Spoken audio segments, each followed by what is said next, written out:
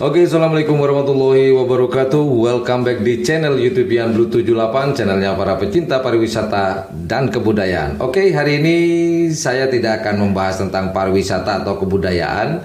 Namun hari ini saya kedatangan, kalau dibilang tamu, bolehlah. Namun dia adalah orang yang bantu saya di dunia per-YouTubean pertama kali. Sebenarnya dia murid saya kalau di sekolahan atau di lembaga saya. Tapi kalau di luar lembaga, dia adalah partner saya. Siapakah dia? Tak lain dan tak bukan. Oke, seperti biasa sebelum kita masuk ke podcast ngobrol-ngobrol dengan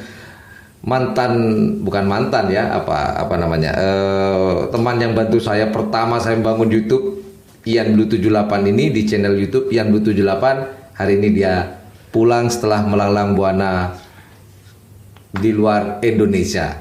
Kita intro dulu.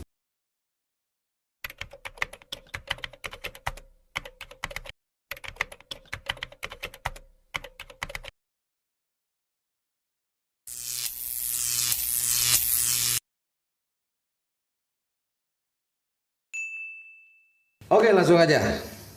How are you today? Good, sir. Bahasa Inggris, Mas Bro. Mungkin teman-teman wajahnya sudah agak asing lagi ya dengan yang satu ini.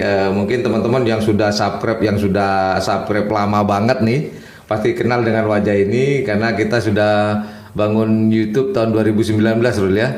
Iya, sir. Tahun 2019 kita bangun, bukan bersama Fahrul. Ketika saya bangun YouTube tersebut, kemudian ada Fahrul datang dan dia mau bantu saya. Di situ akhirnya secara tidak langsung, kalau yang subscriber lama nih, subscriber tahun 2019 pasti tahu dengan Fahrul ini. Rul, saya tidak akan membicarakan masalah ini, Rul, pariwisata dan kebudayaan. Ini mau membicarakan pengalaman kamu selama kamu bersama saya, tapi di bidang kelembagaan, Rul ya. Nah, kali aja nih teman-teman yang lagi nonton nih, Rul, mau saya pingin kayak Mas Fahrul atau apa, Rul. Pengalaman gimana, Rul, selama belajar di lembaga Blue English Course, yaitu milik saya sendiri, Rul. Gimana, Rul? Ya, yang pertama-tama di sini saya memiliki banyak pengalaman dari Pak Ian sendiri. Itu tentang. Sebentar, mulai kapan kamu panggil Rian ke saya? Oh, Pak Ian khususnya. Oke, terus? Di sini saya sebelum saya di sini saya pernah melalang buana di mana-mana tentang belajarnya maksudnya bahasa Inggris ya. Tapi ya itu dah hasilnya. Beradul. Akhirnya saya sama tante saya dibawa ke sini untuk belajar di sini, sekaligus mondok di sini. Nah, di sini tidak diajarkan tentang bahasa Inggris saja, namun safety dan ibadah. Nah, nomor satu yang utama adalah ibadah. Serian selalu bilang seperti itu, ibadah dan ibadah. Karena usaha tanpa doa itu semacam apa sih? Sombong. Bohong lah gitu. Nah, di situ saya berusaha untuk belajar sambil berdoa di sini. Nah, ketika kamu akhirnya terwujud nih mimpinya, kan pengen kerja di kapal pesiar nih dulu tahun 2019 sampai nangis-nangis, Pak ya tolong dong aku kan gitu. Enggak bercanda. Nah, ini kan awal-awal aku datang ke sini kan kamu datang menemui saya kan pengen bekerja di kapal pesiar. Dan alhamdulillah dalam hitungan berapa bulan? 7 8 bulan. 8 bulan. 7-8 bulanan ya. Kemudian terwujudlah mimpimu, yaitu kontrak pertama di kapal pesiar apa? Karnival yang dijual itu apa sih namanya karnivalnya? Oh ya, saya ingat Karnival Batagor itu. Bukan. Yalah, itulah. Itu yang jual kamu atau perusahaannya? Perusahaannya. Oh, saya pikir kamu yang jual kapalnya. Saya hanya tim membernya saja. Oh, tim membernya. Nah, itu pertama kali terwujud itu kan alhamdulillah ya. Hasil kerjasama kita ya, kamu dengan saya akhirnya terwujud. Itu perasaan gimana, Rul? Perasaannya ya otomatis senang sekali lah, bersyukur kepada Allah, dan yang kedua bersyukur kepada Pak Ian sendiri yang ya kalau saya jangan bersyukur. Kalau bersyukur itu sama Allah. Kalau saya jangan bersyukur Saya apa ya? berterima kasih Oh atas gitu. bantuannya Iya, Pak sama-sama Ian. sama. Iya. Memang itu kan tugas saya. Tugas saya membantu teman-teman yang ingin pengen bisa bahasa Inggris, pengen kerja di hotel darat atau pengen bekerja di kapal pesiar. Alhamdulillah sampai detik sekarang masih bisa membantu teman-teman untuk bekerja di kapal pesiar. Nah, ini Rul, pertama kamu ini kan nggak pernah keluar negeri, Rul, nggak pernah keluar negeri. Tahu-tahu ujuk-ujuk bisa keluar negeri. Ini ngebayang gimana, Rul? Waktu kamu keluar negeri pertama kali nih, Rul. Beda ya, kok nggak kayak Madura gitu. Beda sekali, cuacanya beda sekali, sangat dingin di sana. Oh, waktu itu musim dingin atau musim dingin? Pas musim dingin waktu kamu ke sana. Nah, terus ketika kamu pertama kali ke sana gimana, Rul? Perasaannya, Rul? Perasaannya tuh senang, campur grogi aja. Soalnya pertama kali saya join bersama CCL atau Carnival Cruise Line. Nah, di situ saya agak bingung juga, soalnya hari di sana sama di Indonesia itu beda sekali. Pertama nyampe sana saya bingung. Bingungnya? Mana kamar saya? Soalnya banyak kamar di sana. Oh, di kapal pesiar. Oh, gitu. Hampir setengah jam saya nyari kamar saya itu. Iya, memang sekedar informasi teman-teman, di kapal pesiar itu pintunya sama semua. Warnanya sama, bentuknya sama. Yang membedakan tahu nggak? Angka Nomor kamar yang membedakan. Nanti teman-teman, Mas Ian kok sok tahu sih? Memang pernah. Belum tahu.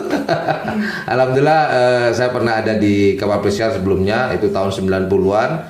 Kemudian saya resign atau memutuskan untuk pensiun tahun 2003. Nah, kemudian saya mendirikan sebuah lembaga pada tahun 2003 itu. Saya mendirikan lembaga, nama lembaganya sudah saya putuskan, yaitu Blue English Course, yang bergerak di bidang pendidikan bahasa Inggris, kemudian perhotelan juga. Kalau pondok bahasa Inggrisnya masih baru ya, sekitar 2017.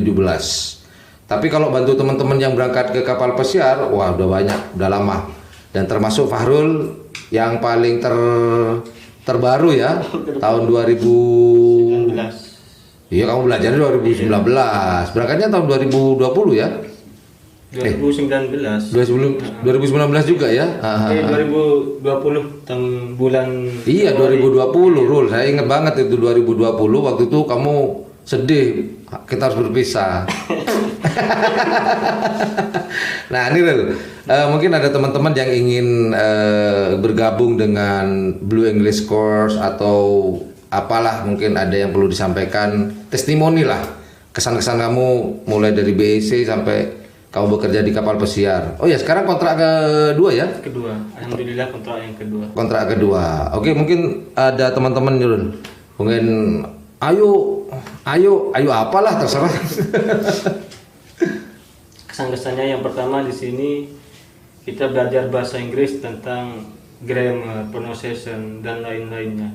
Dan juga di sini kita diajari tentang agama, tidak hanya bahasa Inggris saja.